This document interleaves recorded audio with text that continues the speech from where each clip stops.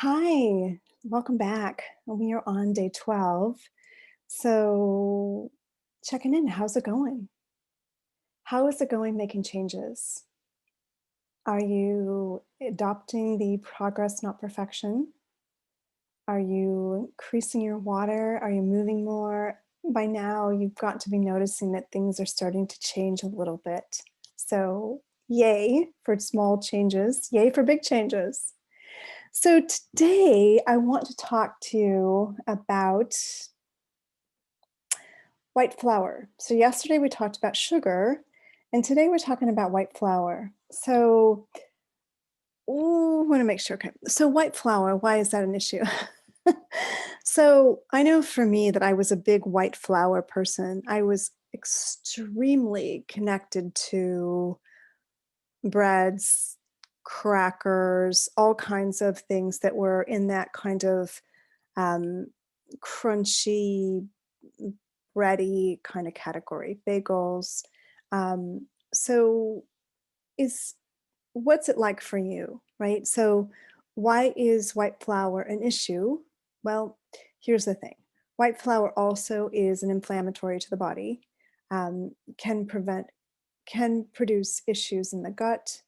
um, Many years ago, I worked in a holistic doctor's office, and the first thing they would say when you have an allergy, really look at what you're doing with white flour, and even can be wheat flour as well. So, really noticing what you're doing, and are you majorly hooked on bread? Do you have a bread for breakfast? Do you have a sandwich?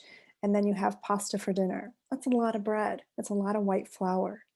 So, anything that you have to have at every meal, except water or fresh fruits and vegetables, whole foods, not the grocery store, but whole real foods, um, is something that's really a craving in the body. And ideally, a balanced body does not have cravings. The only craving that you would have perhaps is your body telling you you need to eat something. But the fact that you need to eat something at every meal is an indication something's out of balance. And it's more your habit of eating that all the time, which creates that kind of have to have it, the body needing that, which is not a balanced body. And the way to tell how you're doing with it is to kind of take it out and see what happens, see what happens to you, see how you feel. So, this is an opportunity again to really look at how much of it are you eating? Do you have to eat it? Do you sit down and, want to eat, many, many pieces of bread and butter and, that's kind of your thing, or you have to have a big thing of pasta. Or you're used to having these foods on a regular basis, or pancakes, or like, that's your go-to, that's what you're having. And if you're under a lot of stress, that's definitely increasing in quantity in your daily eating habits. So pay attention to what you're doing. They're filler foods, not a ton of nutrients in there. And it's just adding calories to your body, not necessarily giving you anything that you really need. So, really asking yourself, is this serving me? Is it taking me closer to where I want to go? And if not, what's a simple change that I can make? So, that's the tip for today. How is it going with white flour, and what's your relationship to it? How much do you need it? How often are you choosing it? And could you make a better choice?